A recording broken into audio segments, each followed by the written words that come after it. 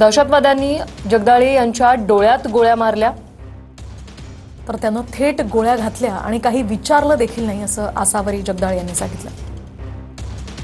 ते मास्क लावून आले होते, शेर आला म्हणून पळून गेले।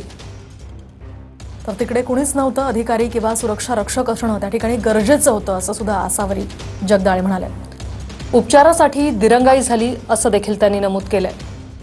दरम्यान तिकडचं टुरिझम बंद करा, कायमचा बंदोबस्त करा अशीही मागणी आसावरी जगदाळेनं केली आहे। त्यांना तशाच गोळ्या घाला अशी मागणी आसावरी जगदाळे यांनी केली आहे।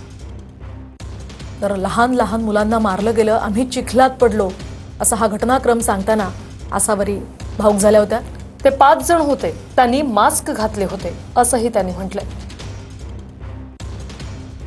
तर मला चेहरा देखील बघायला मिळाला नाही अशी भावना यावेळी त्यांनी व्यक्त केली आहे।